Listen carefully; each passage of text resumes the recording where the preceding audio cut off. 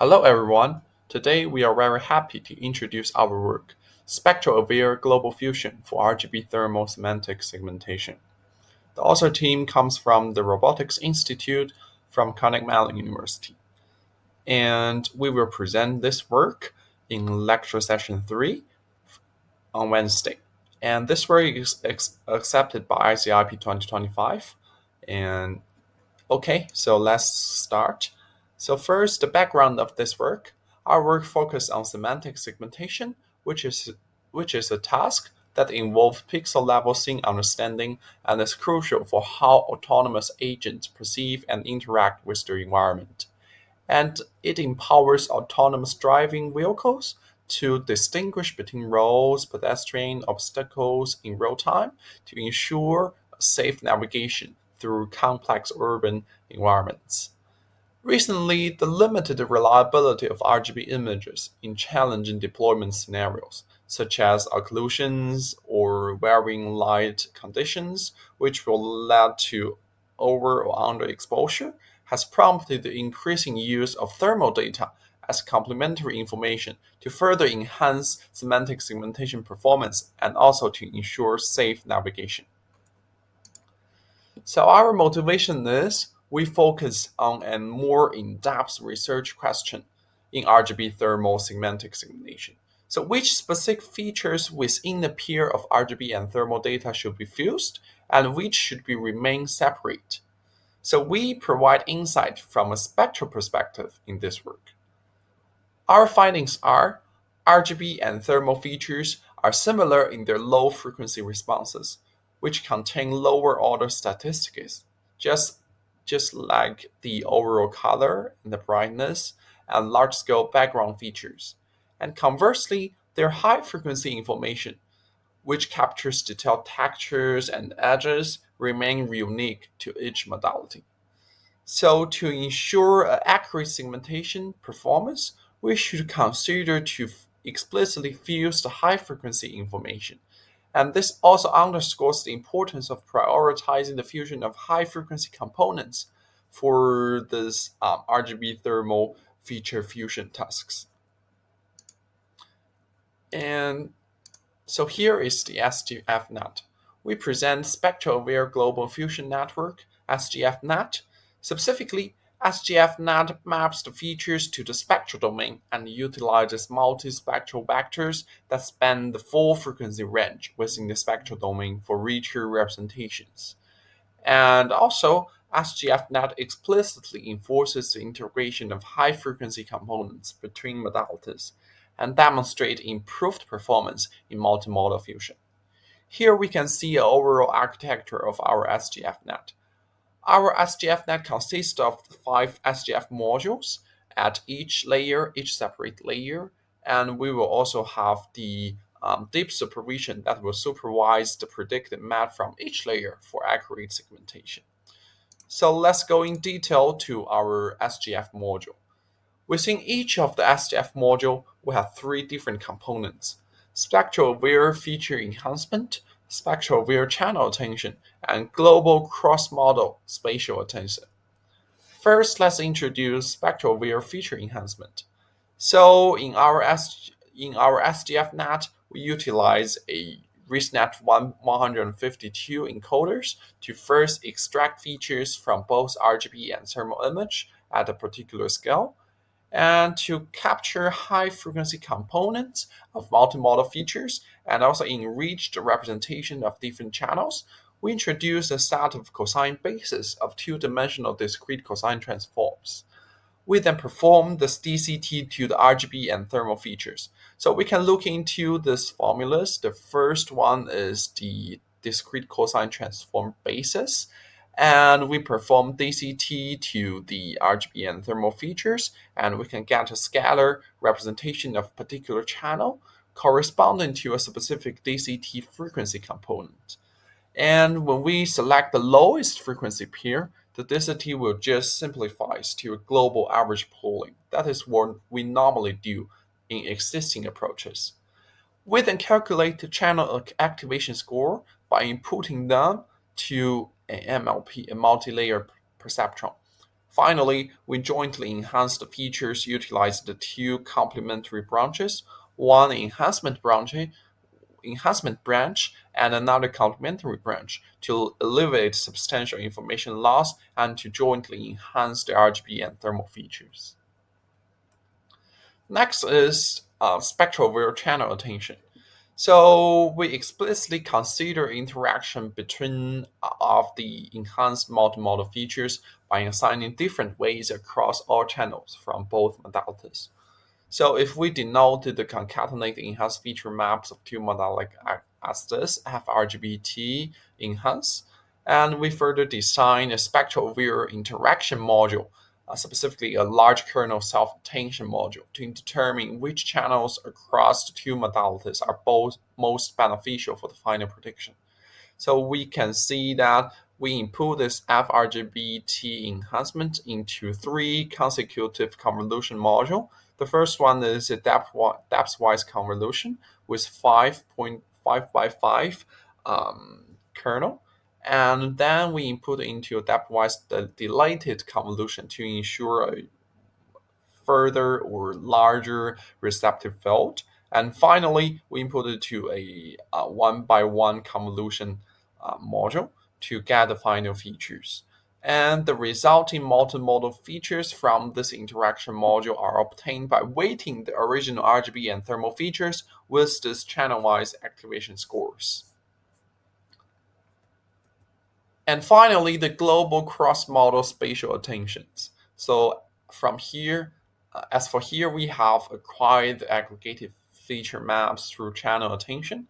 The next critical step is to complementarily merge the cross-modal features for pixels at various spatial locations.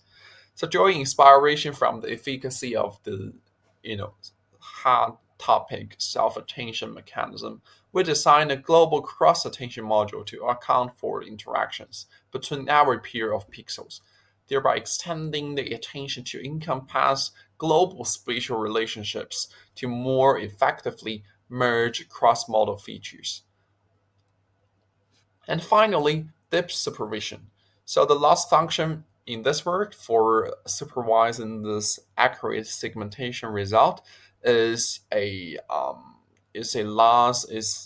evaluating the discrepancy between the predicted segmentation map and the ground truth map. And additionally, within the SGF module, we will also predict a preliminary prediction map based on the fused features and to obtain a more accurate segmentation result from multi-level features. We also introduce an additional loss function, that is the deep supervision loss, to supervise the early layer feature generation. So we have 5 scales. The total loss function is then calculated as the sum of individual loss components from all these 5 scales, and we can get the final supervised loss to train this model.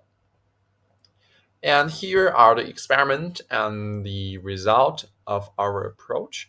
So we compare our approach with existing state-of-the-art research in RGBT segmentation task.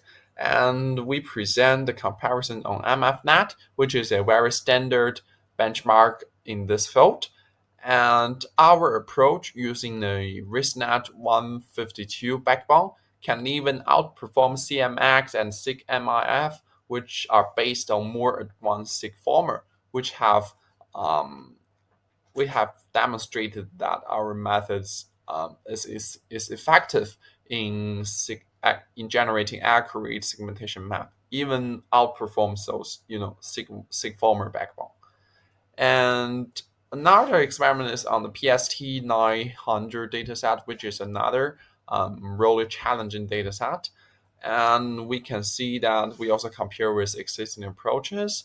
And we can see that we achieve the highest mean accuracy and mean IOU intersection over union, which demonstrate that our approach also can generalize to other dataset as well. And we also present the efficiency comparison on MFNet. So we compare the efficiency, the flaps, and the parameter counts to existing approaches. And we can see that also our method is not the most efficient, but we can achieve the advantages, efficiency, accuracy trade-off. You can see that with not too high efficiency metrics, we can achieve the highest mean accuracy and mean IOU, showing that our method is great at trading off those efficiency and accuracy. And we also do an additional experiment on scaling the backbone. So our method is based on the ResNet backbones. So we choose different scales of the ResNet backbones and evaluate the efficiency and the accuracy of our approach. So it is also straightforward to see, intuitive to see that using a much smaller backbone, we can achieve higher efficiency, which means lower flops or lower computational cost and lower overhead for edge devices, and also lower parameter counts, which means we can deploy this model on a edge device with lower memory. And in this case, we will achieve a slightly lower performance. And if we choose ResNet 152, we may induce higher overhead, but we will also achieve a higher accuracy. So we can choose which scale to use depending on the specific scenarios. If it is a real-time scenario, we can choose a just ResNet 18 backbone, and if we need a higher accuracy and precision, we can use a ResNet 152 backbone. So here are some qualitative results on MFNet. We can see that our method is very good at segmenting some really challenging small objects, and we will also have a sharper boundaries. That means our method are really good at segmenting these objects. And we can see row 3, which is a challenging case that the RGB image is overexposure. And in this case, we can only decide which is behind the light exposure from the thermal image. And we can see that all this previous approach cannot detect a car here in this red box. But our SGFNet is still robust in segmenting this car, which is aligned with the ground truth and showing the effectiveness of our approach in this challenging nighttime image cases. And finally, some key takeaways of this paper. So our contributions can be summarized as the follows. And this work, to the best of our knowledge, proposed the first spectral-aware approach for RGB thermal semantic segmentation, which this work explicitly enforced the integration of high-frequency components between modalities, which we consider it to be unique for each modalities. And we also introduced a global cross-attention module and also like channel attention module, spatial attention module to capture long-range spatial dependencies between modalities and to also enhance multimodal features and enhance interaction between them, thereby improve the model's ability to integrate multimodal data over rapidly. And finally, our experiment on the MFNet dataset and PST900 dataset demonstrate SGFNet's superior performance over state-of-the-art approaches. So yes, that's all for this work, and thank you for listening. If you have additional questions, please don't hesitate to contact us as the following emails. Thank you for listening.